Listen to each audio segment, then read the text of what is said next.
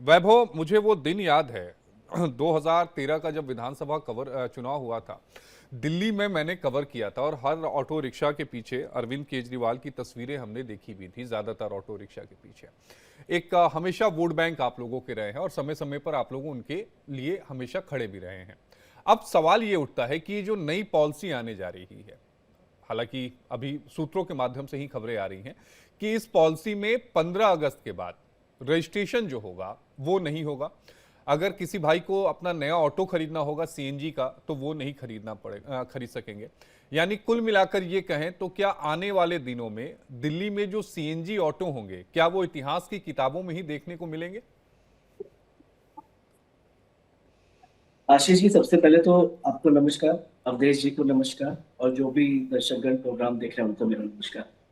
आशीष जी, जब मुझे याद है जून 2020 में इलेक्ट्रिक व्हीकल पॉलिसी पहली बार अरविंद केजरीवाल जी की सरकार ने कैबिनेट अप्रूव करके लाई थी। उसके बाद फिर उसको 2024 में फिर 2025 तक बढ़ाया गया।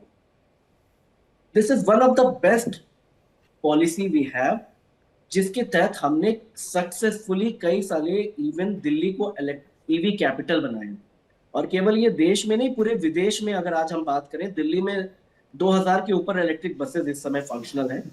आई थिंक लंदन के बाद दिल्ली एकमात्र शहर है जितनी हाईएस्ट फ्लीट ऑफ बसेस के मामले में। वो इसलिए हुआ क्योंकि पब्लिक से हमने सलाह मशवरा करके एक ऐसी पॉलिसी लेकर आए जो सस्टेनेबल हो, एनवायरमेंट के लिए भी अच्छी हो और किसी भी हमारे सिटीजन्स के ऊपर कोई भार ना आए। होता क्या है, भारतीय जनता पार्टी के पास एक बहुत बड़ा मैकेनिज्म डेफिसिट है कि जनता से उनका कोई कनेक्ट नहीं है। हम्म। अगर हम आप ये जो सूत्रों वाली बात माने, आपको फेज आउट भी करना है। अगर सीएनजी जो हमारे ई रिक्शा की फ्लीट है, लाखों के सीएनजी रिक्शा है, हम्म। अगर आप उनको बिना सब्सिडाइज्ड किए, बिना उनको रियायत दिए हुए हम्म। अगर ये बात करते हैं, तो ये बहुत बड़ा तबका इससे इफेक्ट होगा। मैं आपको कुछ आंकड़े भी बता दूं। इस समय लगभग 1,80,000 इलेक्ट्रिक व्हीकल रजिस्टर्ड है दिल्ली में। ई रिक्शाज पे जो सब्सिडी दी जाती है दिल्ली सरकार के द्वारा प्रेजेंटली, वो है 30,000 रुपए। सिमिलरली टू व्हीलर्स पे भी 30,000। और अगर हम फोर व्हीलर्स की बात करें तो अप टिल 1 से 1.5 लाख के बीच में जाती है। ई साइकिल्स पे लगभग 5500 और 25% होता है। एक 179 करोड़ सब्सिडी अभी तक इस पे दी जा चुकी है। इसलिए हम इलेक्ट्रिक व्हीकल पॉलिसी की बात करें तो जो ईवी का पेनिट्रेशन है वो 2020 में 3% था, आज 12% है। हम्म। पूरे देश में सबसे हाईएस्ट परसेंटेज ऑफ फ्लीट अगर कहीं है दिल्ली में। क्यों? क्योंकि हमने जनता के साथ मिलके, जनता के सुझाव से ये किया। इनके पास ना कोई सुझाव है, ना कोई इम्प्लीमेंटेशन प्लान है। कल को मन चलेगा ये हटा देंगे, कल को नाम देखिए, नाम बदलने में और चीजें खत्म करने में और तो बेचने में भारतीय वैभव जनता भाई, पार्टी को आप ये महारत मान रहे हासिल हैं कि है। इसमें कुछ गलत नहीं है? चेंज कर दिया जाए, सीएनजी की जगह ईवी देखिए, ऑटो रिक्शा लाया जाए ना? इलेक्ट्रिक बिल्कुल, देखिए इसमें तो कोई दो राय नहीं है कि ईवी 2.0 जो है, हम्म। उसके तहत पहले भी जो रिकमेंडेशंस आई थी, हम्म। जब ये कॉन्सेप्चुलाइज हो रहा था कि इसमें हम ई रिक्शास को भी ईवी पे ले आए, ईवी ई रिक्शा ले आए। लेकिन पॉइंट ये है, बिना स्टेक होल्डर्स को ऑनबोर्ड किए हुए, कॉन्फिडेंस में किए, ये बिल्कुल चलिए फ्लॉप अवधेश जी होगी। से इसका जवाब ले लेते हैं। अवधेश जी, आपने वैभव जी की बात सुनी होगी। वैभव जी ये कह रहे हैं कि स्टेक होल्डर्स के साथ बातचीत वगैरह करके इसको इंप्लीमेंट किया जा सकता है। अब बातचीत कुछ हुई है कि नहीं हुई है, लेकिन सबसे अहम सवाल ये है कि क्या वाकई इसके लिए दिल्ली तैयार है? क्या इतने चार्जिंग पॉइंट्स हैं क्या कि ऑटो रिक्शा चार्ज कर सकें? और चार्ज अगर एक बार होता है तो उसकी कैपेसिटी कितनी होगी, कितने किलोमीटर जाएगा? क्या अगर दूसरी जगह जाता है, दिल्ली ऐसा तो नहीं है कि 10 किलोमीटर में सिमटी हुई है, बड़ी दिल्ली है और पूरी दिल्ली में ऑटो रिक्शा घूमते हैं। जी जी। देखिए आशीष सिन्हा जी, आशीष भाई मैं बताऊं आपको, जैसे कि अभी आप प्रवक्ता बता रहे थे कि बीजेपी ने बात की है नहीं की है दिल्ली से। देखिए भारतीय जनता पार्टी कोई भी यदि योजना लेकर आती है उससे पहले उसका सर्वे किया जाता है। जमीनी स्तर पर हम सर्वे करवाते हैं कि वो योजना यदि हम लाते हैं तो कितनी लाभकारी होगी लोगों के लिए। आपको मैं याद दिला दूं, जो आज के समय में दिल्ली की सड़कों पर इलेक्ट्रिक बसें चल रही हैं, वो भी केंद्र सरकार की देन है। हम्म। उसमें भी इसलिए लाई गई, वो भी इसलिए लाई गई थी दिल्ली में, ताकि जो दिल्ली में प्रदूषण फैलता था जो बसों से और जो भारी वाहनों से, वो ना वो उसमें कमी आ सके। इसलिए इलेक्ट्रिक बसों का जो है केंद्र सरकार सरकार ने दिल्ली में चालू किया था इलेक्ट्रिक बसों को, उसी तरह से जो ये जो ईवी पॉलिसी है ई रिक्शा इसके सीएनजी ऑटो रिक्शा के लिए, ये पहली बार तो आ नहीं रही है। पहली बार तो 2020 में आई थी ये, क्योंकि 2024 तक चली थी, समाप्त हो गई, उसको फॉलो अप नहीं किया उसको किसी ने। दूसरी बात, यदि आप अब जो है, जो ऐसे ऑटो रिक्शे हैं जिनको 10 साल से ऊपर का समय हो चुका है, ठीक है, ऐसे वाहन है जिनको 10 साल से ऊपर का समय हो चुका है, जिनकी हालत जर्जर है, यदि उनको खत्म करके दूसरे जो वाहन लाए जा रहे हैं इलेक्ट्रिक वाहन, तो भाई इसमें तो दिल्ली वासियों के लिए खुशी की बात है। दिल्ली को जो पेट्रोल से राहत मिलेगी जितना इलेक्ट्रिक वाहन चलेगा। और हमारा तो लक्ष्य ये है आशीष जी कि 2027 तक दिल्ली में पूरी तरह से दिल्ली की सड़कों पर इलेक्ट्रिक वाहन दौड़े, चाहे ऑटो रिक्शा हो चाहे बसें हो, सारे इलेक्ट्रिक वाहन दिल्ली की सड़कों पर दौड़े, ताकि जो दिल्ली की जनता है, जो प्रदूषण जो फैलता है, उससे राहत मिल सके दिल्ली की जनता को। लेकिन अवधेश जी, सवाल ये भी उठता है कि क्या इतने चार्जिंग पॉइंट्स हैं दिल्ली के पास, या उसको लेकर आप लोगों ने कोई रोड मैप तैयार किया हुआ है? बिल्कुल बिल्कुल आशीष जी, देखिए चार्जिंग पॉइंट की यदि हम बात करें तो जैसे पहले बस आई थी हमारे पास चार्जिंग पॉइंट नहीं थे इतने, लेकिन धीरे धीरे हमने बसों की संख्या बढ़ाई, चार्जिंग पॉइंट की संख्या बढ़ाई। अब बसें भी है हमारी, आप देखते होंगे सड़कों पर कितनी इलेक्ट्रिक बसें दौड़ रही हैं दिल्ली में, तो उनके चार्जिंग पॉइंट बनाए गए। उसी तरह से जो इलेक्ट्रिक रिक्शे चलेंगे हमारे दिल्ली में, उनके भी चार्जिंग पॉइंट बनाए जाएंगे, उनके हिसाब से बनाए जाएंगे, और इन चीजों का सब चीज का जो रोड मैप तैयार किया जाएगा, पूरी तरह से इसकी जो प्रक्रिया की जाएगी, उसके बाद ही ये लागू की जाएगी सब चीज। नहीं, लेकिन खबर तो ये आ रही है ना कि 15 अगस्त से रजिस्ट्रेशन नहीं होगा, नई गाड़ियों का रजिस्ट्रेशन नहीं होगा और रिन्यूअल नहीं होगा। ये तो मान के चले ना, इस बात को आप ऑन रिकॉर्ड कह रहे हैं ना? बिल्कुल, देखिए मैं वही कह रहा हूं, जो नए ऑटो रिक्शे हैं उनका रजिस्ट्रेशन नहीं होगा, ये कहने का मतलब है। लेकिन जो इलेक्ट्रिक की जो रिक्शे की बात हम कर रहे हैं, चार्जिंग पॉइंट जो है अभी हमारी दिल्ली में कुछ हैं, कुछ लगाए जाएंगे, और जब संख्या की बढ़ाई जाएगी तो अवधेश जी, मैं नए पे नहीं जा रहा हूं, मैं कह रहा हूं कि मेरे पास एक पुराना ऑटो रिक्शा है, उसका परमिट खत्म हो रहा है, वो परमिट में रिन्यू करा पाऊंगा या नहीं करा पाऊंगा 15 अगस्त के बाद, ये बताइए ना। ठीक है, अगर 10 साल से पुराना ऑटो रिक्शा है, तो जैसा कि योजना में ये बताया गया है कि 10 साल से पुराना यदि ऑटो रिक्शा है सीएनजी का, तो उसका जो परमिट है वो रिन्यू नहीं होगा, और ना ही कोई नया रजिस्ट्रेशन। अब हम इस पर आते हैं कि चलिए, अब मान लीजिए कि 10 साल से पुराना मेरे पास ऑटो रिक्शा है, अब मुझे क्या करना है कि अब मुझे इलेक्ट्रिक का जो ईवी ऑटो रिक्शा है वो खरीदना होगा। इतना पैसा तो सबके पास होता नहीं है, उसको लेकर क्या दिल्ली सरकार कुछ रियायत, कुछ राहत देगी ऑटो वालों को? बिल्कुल, देखिए आशीष जी, इसके लिए भी दिल्ली सरकार कोई ना कोई योजना बनाएगी, ताकि जो अभी योजना बनी नहीं है क्या कि बनाएगी? नहीं, जिसकी आप बता रहे हैं, जो आप बता रहे हैं, जो जिस पर अरे अगर आप ये कह रहे हैं कि हम 15 अगस्त से नए रजिस्ट्रेशन नहीं करने देंगे, आप ये कह रहे हैं कि हम रिन्यूअल नहीं करने देंगे, तो योजना होगी ना भाई साहब? बिल्कुल, देखिए जिन पे पुराने ऑटो हैं, 10 साल से ऊपर के ऑटो रिक्शा हैं उनके पास, उनको भी सरकार कुछ ना कुछ देगी, जरूर देगी। उनके ऐसा नहीं है कि उनका हक मारने काम करेगी सरकार। ये आम आदमी पार्टी की सरकार नहीं है जो हक मारने काम करती थी दिल्ली के जनता का, ये तो बल्कि दिल्ली की जनता को उनका हक देने काम करेगी भाजपा की डबल इंजन की सरकार दिल्ली में। ये मैं आपको, आप दर्शकों को आश्वस्त करता हूं। लेकिन अवधेश जी, देगी कैसे ये अभी आपको नहीं पता, देगी लेकिन आपको ये भरोसा है ना?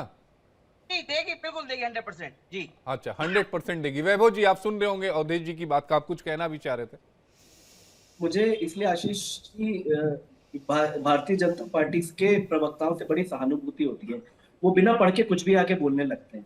इसके मैं आपको फैक्ट भी बता दूं, इस समय दिल्ली में जो पॉलिसी, इलेक्ट्रिक व्हीकल पॉलिसी है, अभी भी फंक्शनल है। 2.0 आने से पहले फंक्शनल है, तो इनको कहते हैं कि वो समाप्त हो गई, पॉलिसी समाप्त नहीं हुई, अभी भी फंक्शनल है। तो अवधेश जी अपने फैक्ट करेक्ट कर लीजिए, एवी पॉलिसी अभी भी चल रही है, फंक्शनल है, कहीं भी वो बंद नहीं हुई है। इलेक्ट्रिक व्हीकल 2.0 की बात हो गई। अरे अवधेश जी, मेरी बात सुन लीजिए फिर बोल दीजिए। अवधेश जी, थोड़ा 5-7 मिनट के लिए कहीं कार रोक लीजिए, क्योंकि आवाज आपकी आ रही है, जा रही है, सही तरीके से जवाब दे नहीं पाएंगे वैभव जी को आप। वैभव जी बोलिए। हाँ, मैं ये कह रहा था आशीष जी कि पहले तो मैं बड़े निश्चित तौर पे आपको बता दूं सभी श्रोतागण को कि ईवी पॉलिसी अभी भी फंक्शनल है। जो भी सब्सिडीज तय है वो अभी भी मिल रही है, चाहे वो 2 व्हीलर हो, 3 व्हीलर हो, 4 व्हीलर हो, जितनी भी व्हीकल्स है सबको मिल रही है। तो ईवी पॉलिसी स्टिल फंक्शनल।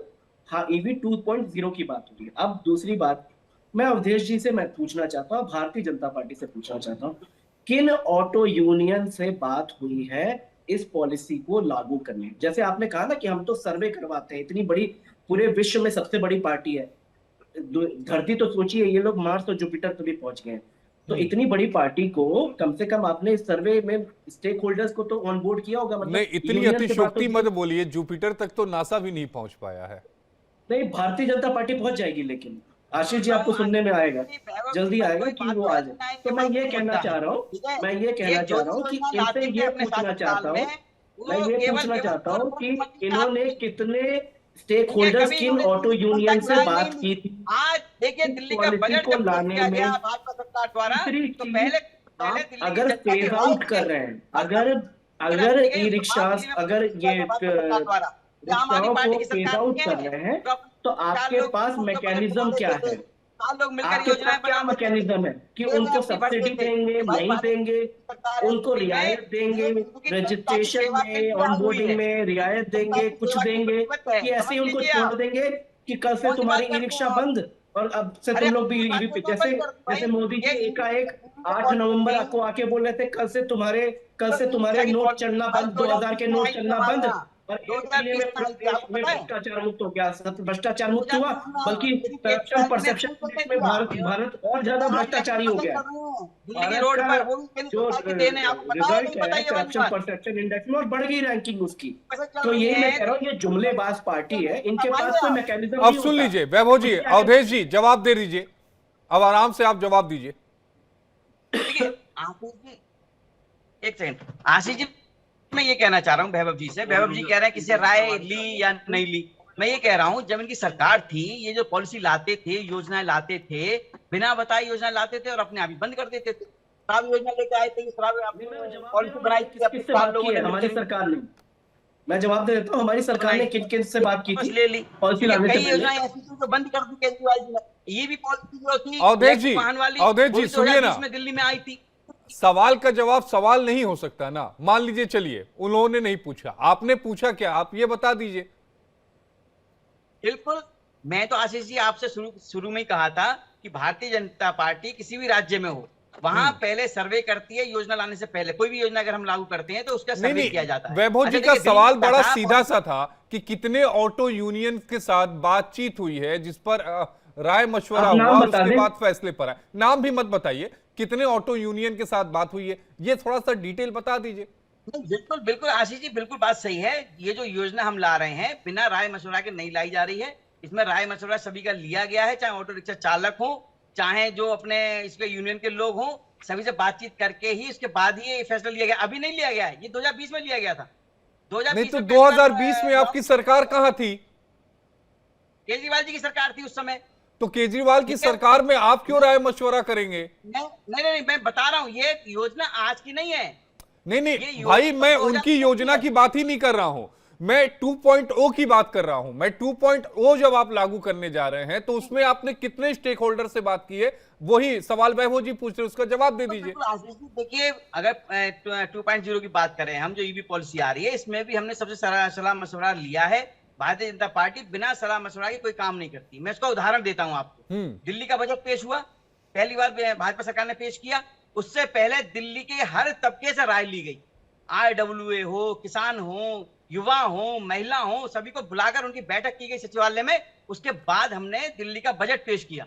इसी तरह लेकिन से उस बजट की जो तस्वीरें थी वो आई थी, मुलाकात की तस्वीरें आई थी, ऑटो यूनियन के साथ मुलाकात हुई, उसकी तस्वीरें नहीं आ पाई, या हो सकता है मुझसे मिस हो गया हो अवधेश जी।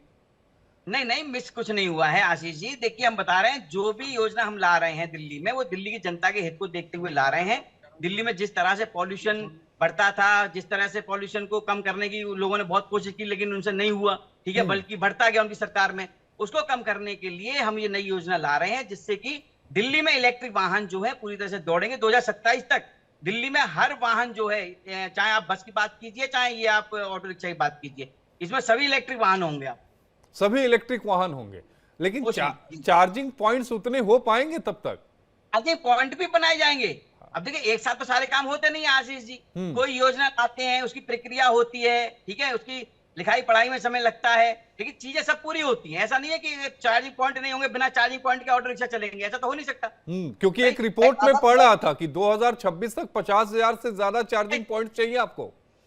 जी जी 2027 तक हम पूरी तरह से व्यवस्था अच्छी तरह से कर देंगे इलेक्ट्रिक वाहन के लिए। चार्जिंग पॉइंट भी पर्याप्त होंगे और जो है ऑटो रिक्शा हुई, बस हुई, पूरी तरह से पर्याप्त मात्रा में दिल्ली की सड़कों पर दौड़ते हुए नजर आएंगे आप। अच्छा अवधेश जी, थोड़ा एक जानकारी दे दीजिए कि एक बैटरी रिक्शा को चार्ज होने में कितना टाइम लगता है? देखिए बैटरी रिक्शा चार्ज करने में इसका तो मुझे आइडिया नहीं है आशीष जी, क्योंकि लेकिन वैभव जी से पूछ लेते हैं, वैभव जी रिसर्च करके आए मैं हैं। बताऊं आपको, हाँ मैं बताऊं, जो चार्जिंग पॉइंट होता है, एक बात बता दूं मैं आपको, हाँ चार्जिंग पॉइंट जो होता है वहां से वो बैटरी लेते हैं। मैंने जो देखा है अपनी आंखों से, जो देखा है वो बता रहा हूं मैं। चार्जिंग पॉइंट में बैटरी लगी होती है, अपनी वहां लगा देते हैं, दूसरी वहां ले लेते हैं, ऐसा कुछ होता है इसमें शायद ट्रांसफर वाला सिस्टम, वैभव जी जो मैं क्या अपनी होता है आंखों से जरा देखा है। बताइएगा। क्योंकि मेरे पास आशीष जी इलेक्ट्रिक बाइक है, उसकी मैं बता रहा हूँ। जब मैं वो चार्ज करता हूँ आशीष जी, तो जो उसमें बैटरी होती है वो वहां लगानी पड़ती है, वहां से दूसरी लगा के अपने में लगा लेते हैं बाइक को, उसमें ऐसा अच्छा सिस्टम रहता है उसमें। वैभव जी बोलिए ना। जी आशीष जी, सो आई एम सेइंग कि आशीष जी ये किलोवाट आवर्स आपकी कितनी बैटरी है उसके ऊपर कॉम्पोजिशन डिपेंड करती है। अमूमन अमूमन तौर पे 1.5 से 2.5 घंटे के बीच में ये बैटरी लगभग चार्ज होती है ई रिक्शास की। और ये इट डिपेंड्स कि कितने किलोवाट की आपकी बैटरी है। हम्म कुछ लोग रिपोर्ट्स में पढ़ रहा था, उसमें 2 घंटे से ज्यादा का भी समय दिखा रहा था। 1.5 से 2.5 घंटा अप्रोक्सीमेट होता है। तो 2.5 घंटा फिर वो ऑटो रिक्शा वाला क्या करेगा? सबसे आशीष जी बुनियादी सवाल उससे ज्यादा ये है कि क्या जो ट्रांजिशन होगा उसमें सरकार का क्या रोल रहने वाला है। हम्म आप कैसे उम्मीद कर सकते हैं एक ई रिक्शा, एक जो रिक्शा चलाने वाला है जो दिल्ली के सड़कों पे, उसकी आर्थिक स्थिति कोई बहुत ज्यादा मजबूत नहीं है। हम्म आप उसको सडनली कैसे बोल सकते हैं कि आप भाई आपका अब रिन्यू नहीं होगा, अब आपको अब आपको ई रिक्शा चलानी पड़ेगी या ई ऑटो चलानी पड़ेगी, कैसे करेंगे अगर हम्म आपके पास उनके उनके पास सब्सिडाइज मैकेनिज्म आपके पास नहीं होगा। तो हम्म हमारा तो भारतीय जनता पार्टी से स्पष्ट सवाल है कि आप हमारे जो जो ई ऑटो वाले भाई बहन हैं, जो जितने लोग भी ऑटो चलाते हैं, लाखों के ऊपर इनकी तादाद है, आपके पास इनका क्या सब्सिडाइज मैकेनिज्म है इनको वर्कआउट करने के लिए। लेकिन एक सवाल इसमें यह भी उठता है कि आने वाले समय में क्या दिल्ली इतनी जल्दी तैयार है कि हम ई रिक्शा को माफ करिएगा, ई ऑटो को अडॉप्ट कर पाए, सीएनजी को पूरी तरीके से हटाकर?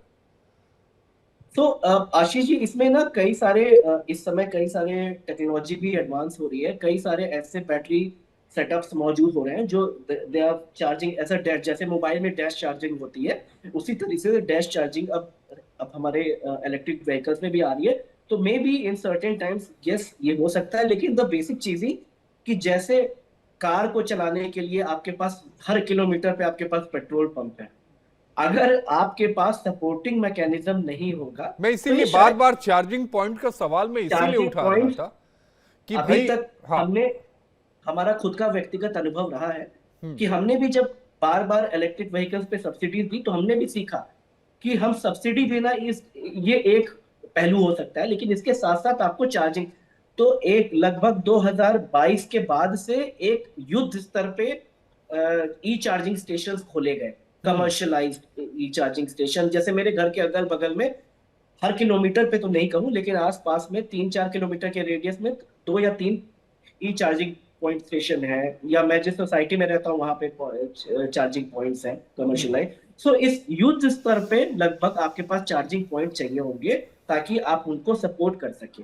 बिकॉज पॉलिसी किसी पे थोपी नहीं जाती है। हम्म अगर पॉलिसी को सक्सीड करना है तो पॉलिसी के लिए आपको सारे मैकेनिज्म देने पड़ेंगे, ये हम्म वरना हाल ये डिमोनेटाइजेशन वाला होगा कि कल मोदी जी उठ के आ जाते बोलते हैं कल से 2000 के नोट चलने बंद है, और पूरा हाहाकार मचता है देश में, हम्म कितने लोग लाइन में खड़े खड़े मर जाते हैं, वो यही इसीलिए स्थिति होती है।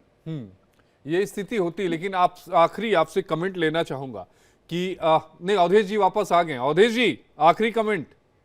अवधेश जी का शायद मुझे लग रहा है कुछ टेक्निकल रीजन है, तो ये बताइएगा कि ये जो नई पॉलिसी आ रही है इस पे आम आदमी पार्टी का क्या टेक है? आखिरी कमेंट है ये। जी आशीष जी मैं फिर से अपनी बात दोहरा दूं कि हम बिल्कुल दिल्ली को ईवी कैपिटल बनाने के लिए जो जो प्रयास किए जाएंगे पूरी तरीके से समर्थन करेंगे, मजबूत विपक्ष के नाते समर्थन करेंगे। लेकिन अगर इसमें जनता के हितों को दरकिनार किया जाएगा, उन पे बोझ लादा जाएगा, तो आम आदमी पार्टी पुरजोर विरोध करेगी, मजबूती के साथ विरोध करेगी।